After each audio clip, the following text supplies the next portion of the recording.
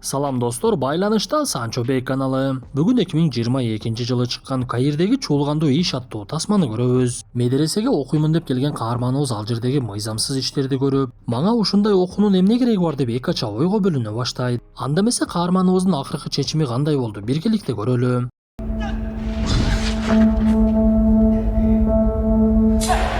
Урматтуу достор, орозо айы жакшылыкта жарышуучу ай экендигин айтпасак деле бардыгыңыздар билесиздер. Биз ушундай башыбызга оор сыноо келген мезгилде бизге окшоп сыноого кабылгандардын саны аябай көп экендигин билдик.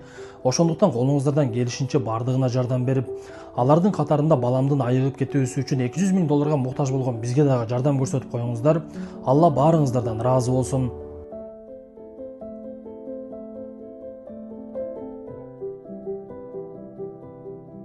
Тасманын башында берилген маалымат боюнча Каирде жайгашкан Ал-Асқар медресеси Фатимилер тарабынан 970-жылы түптөлүп, азыркы учурга чейин окуу жайлык кызматты аткарып эң эски медреселердин бири болуп эсептелет. Ошондуктан медресенин имамы коомдук кадыр-баркка ээ болгон, салмактуу таасири кенен адам болуп саналат. Мындан соң тасма каармандарыбызга өтүп 3 баланы чоңойтуп жаткан жалгыз ата менен таанышабыз. Үй бүлөнүн апасы каза болуп калып, атасы балдарына өтө курч тарбия берип, балдарынын биринин колунан чылымдын жытын байкап, үчөөнү тең жазалайт. Атасы жаштайынан балыкчылык менен алектенип, балдары дагы атасына бул кесипте жардамын беришип, бир туугандардын эң чоңу адам диний илимди дагы алуунун аракетинде жүрөт эле. Бир күнү ага мечиттин имамы өтө жагымдуу кабарын берет. Көрсө ага Каирдеги Ал-Асқар медресесинен чакыруу кат келиптир. Муну алган адам аябай кубанып, бирок жаңылыкты атасына кантип айтышын билбей. Бирок адам айтпаса дагы атасына маалымат бат эле жетип, атасы дагы баласынын окууга баруусуна каршы болгон жок. Ошентип көп өтпөй эле каарманыбыз үй бүлөсү менен коштошуп автобуска олтуруп алып Каирге жөнөп, өмүр бою айылда чоңойгон адам шаардын кооздугуна кубанып, медресеге барып кагазды көрсөтүп дароо эле жайгаша баштайт. Адам жаткан бөлмөсүндө ага окшогон окуучулардын өтө көп экендигин көрүп, китепкананын дагы чоң экендигин көрүп, айтор окууга өткөндүгүнө башкача бир шыктанып жатты. Загробная жизнь вечна, и только прощение Аллаха имеет значение.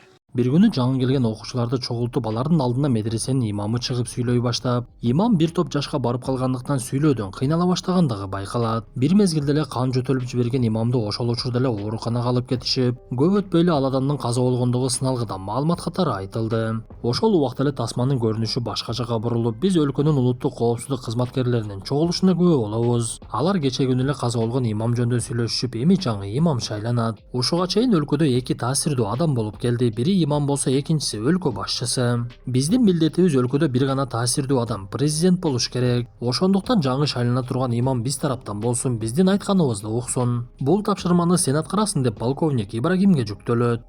Привет. Привет. Откуда ты? Адам бир күнү окуу жайда буга чейин көп жылдан бери окуп жүргөн Зиза деген балдардын бири менен таанышат. Зиза өзү каарманыбыз менен достошкусу келип, аны менен мамилеси бекемделип, экөө биргеликте убакыт өткөрүп жада калса, кечинде медресенин короосунан дагы чыга башташат. Адам Зиза менен жүрүп, өмүрү ичип көрбөгөн нитродон дагы ичип, жада калса бийлей турган жерге барып бийлеп дагы келишет. Бир күнү каарманыбыз уктап жаткан жеринен Зиза аны ойготуп өзү менен алып жөнөп, мечиттин мунарасынын үстүнө чыгып чылым чеге башташты. У тебя такая чистая душа. Что?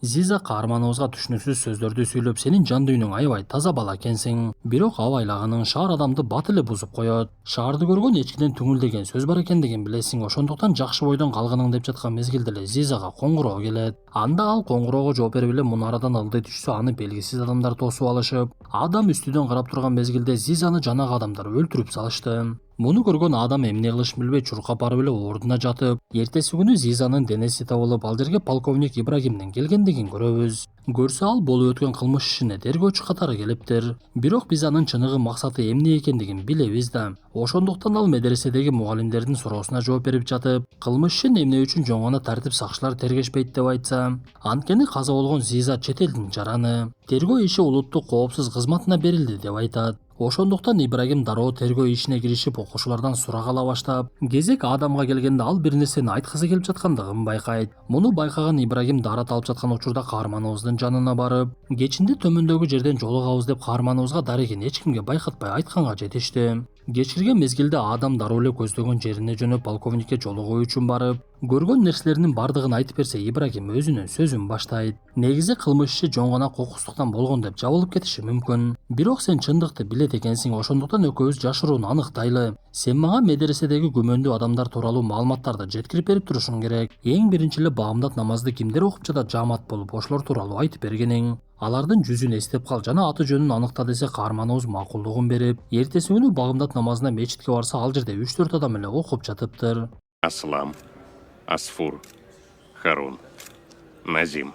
Каарманыбыз багымдат намаз окугандардын жанына барып жамаат менен окуп, алардын жүздөрүн жаттап, аттарын дагы билип, маалыматты Ибрагимге жеткирип берди. Анткени Ибрагим Зизаны ошол адамдар өлтүрүшү мүмкүн. Алар азыркы учурда жихадты колдоп, ислам өлкөсүн түзүшүбүз керек деген түшүнүктө жүрүшөт. Менин колумда жихадка тиешелүү окууга тыюу салынган китеп бар. Ошол китепти ошолорго көрсөтүп көргөнүң. Анан алардын кыймыл аракетин байкап мага кабар бересиң десе, каарманыбыз макулдугун берип, көп убакыттан бери багымдатты бирге окуп, алар менен тааныш деле болуп калган болчу. Ошондуктан жанагы китепти окуп жаткандай кылып, алардын бирине көрсөтсө, дароо эле өздөрүнүн чогулушуна чакырат. Көрсө, чындап эле бул адамдар туура эмес көз карашты карманып, мусулман эместердин бардыгы жок болуш керек. Биз жихадты баштап, аларга каршы согуш ачышыбыз керек деген түшүнүктө жүрүшөт экен. Ошондуктан өздөрүнүн түшүнүгүн каарманыбыз Адамга дагы сиңире башташты. Биз тасманын ушул бөлүгүндө каза болгон Зизу чындыгында Ибрагимдин таанышы болгон экен деген түшүнөбүз. Көрсө, Ибрагим имамдыкка талапкер болуп жаткан 3 адамды аныктап, 3 талапкердин бири Беблави алар тарапта болгондуктан ошону имам коюунун аракетин баштап, Зиза менен жашыруун байланышып, андан маалыматтарды чогулта баштаган болчу. Бирок Ибрагим чындыгында Зизаны ким өлтүрүп койгондугун билбей, кандай болбосун шылтоо кылып талапкерлердин бирин жок кылуу үчүн Негманы аны өлтүрдү кылып камап коет. Көрсө, Ибрагим Адамды дагы Зизадай эле маалыматчы катары колдонуп, керектүү маалыматтарды чогултуп, дагы бир талапкер Дуранини жок кылуунун аракетин жасап жатыптыр. Они думают, вы арестовали слепого шейха, чтобы выдвинуть своего кандидата.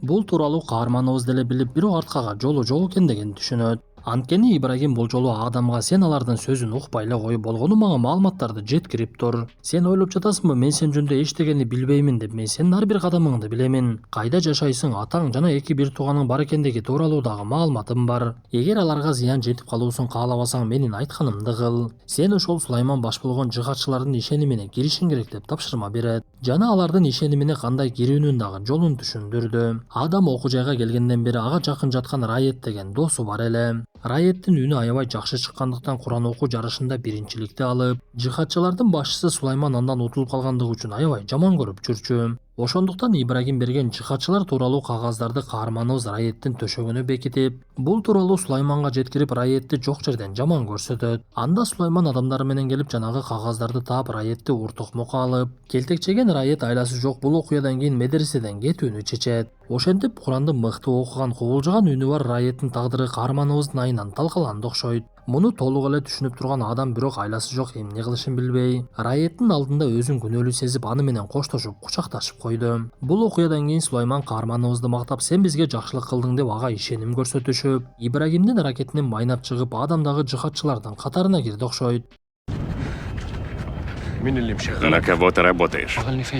Бирок чындыгында Сулайман каарманыбыздан күмөн санай баштаптыр. Анткени ал буга чейин кармап жүргөн жихад тууралуу китепти чындыгында эч жерден таба алмак эмес. Сулаймандын күмөндөрүн сезип калган каарманыбыз дароо эле уюлдук аппарат менен Ибрагимге жардам бериңиз деп кат жазып, бактыга жараша Сулайман аны мунарадан ыргытам деп коркутуп жаткан мезгилде Ибрагим ал жерге келип калат. Ал тескерисинче Сулайманды коркутуп, мен сенин эмне иш кылып жүргөндүгүңдүн бардыгын билемин. Эгер аман калгың келсе, эртеңден баштап окууңду дагы, кызматыңды дагы таштап кеткиниң. Дураниге кызматкер кылып ордуңа сөзсүз Адамды таштайсың. Бардыгын түшүндүңбү десе, Сулайман корккондуктан дароо эле макулдугун берет. Ошентип, Адам имамдыкка талапкер болуп жаткан Дуранинин жардамчысы болуп чыга келди. Ал өз милдетин тагат караганга аракет кылып, Дурани тууралуу маалыматтарды билгенден кийин Ибрагимге жеткирип, бир күнү эле Дурани кичинекей наристеге тиешелүү буюмдарды алып келгениң деп каарманыбызга акча берет. Бирок Дуранинин чындыгында эч кандай баласы жок болчу. Ошондуктан бул учур Адамга күмөндүү көрүнүп, ал Ибрагимге маалыматты жеткирип, көп өтпөй эле Ибрагим Адамды унаасына салып алып бир жака алып жөнөйт. Көрсө, ал Адамдан маалыматты алгандан кийин Дуранинин никесиз баласы бар экендигин табыптыр. Бул сөздөрдү наристенин апасынын оозунан уккан каарманыбыз аябай жаман болуп, буга чейин Дуранинин окуучулардын алдында зына жана эки жүздүүлүк тууралуу айткан баянын эстейт. Ошондо каарманыбыз бизге Мухаммед пайгамбарыбыздан башка эч ким үлгү боло албастыгын түшүндү окшойт. Анткени чындыгында өзү деле дин үйрөнөм, молда болом деп келип, бирок кандай опурталдуу иштерге аралашып калгандыгын сезбей калган болчу.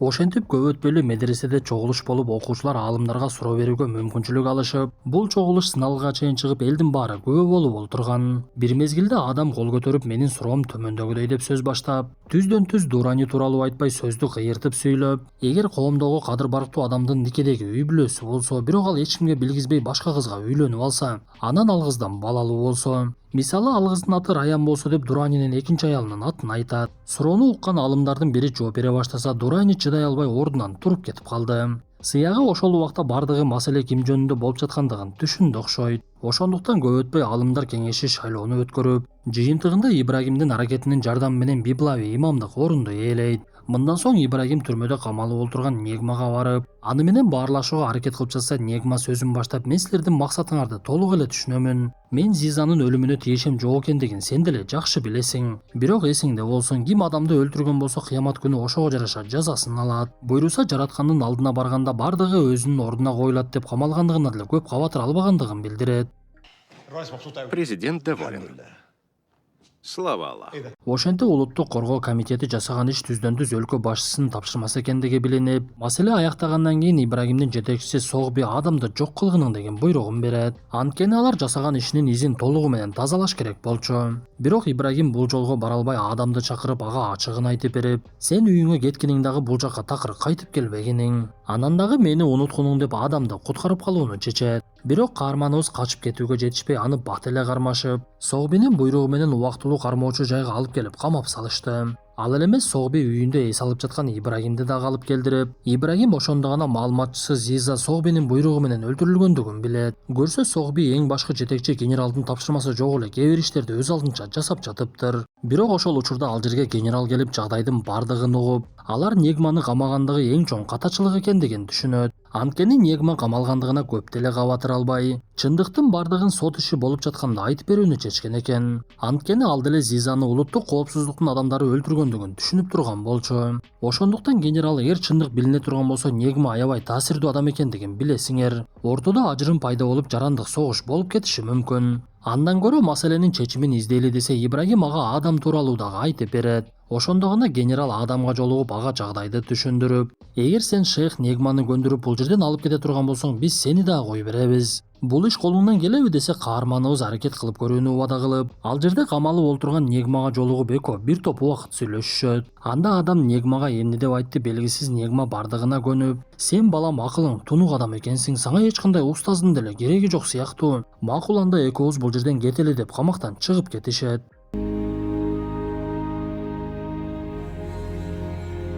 Ушул окуядан кийин Адам айылга кетип үй бүлөсүнө жолугуп, андан соң мечиттеги биринчи устазына барса, ал Адамды көрүп аябай кубанат. Бирок арадан көп убакыт өтпөй эле каарманыбыз атасы менен биргеликте кайрадан балык кармай баштады. Анткени акыркы окуялардан кийин Адам окууну таштап, жөн гана атам менен биргеликте балык кармап жанбагам деп чечиптир. Биз ушул жерде кээ бир саясатчылар өздөрүнүн оюндарын ишке ашыруу үчүн карапайым элдин тагдырын деле ойлобой, кээ бир адамдарды жок кылып коюу алар үчүн эчтекеге деле турбай, жада калса динге дагы саясатты аралаштырып максаттарын ишке ашыра берет экендигин түшүнсөк болот. Эми достор, кандай болбосун, ушун менен тасмабыз дагы аягына чыкты. Тасма жакса мыкты белгисин басып, оюңуздарды сөзсүз калтырып, жамандын жамандыгынан алыс болуп, ден соолукту жакшы карайлы.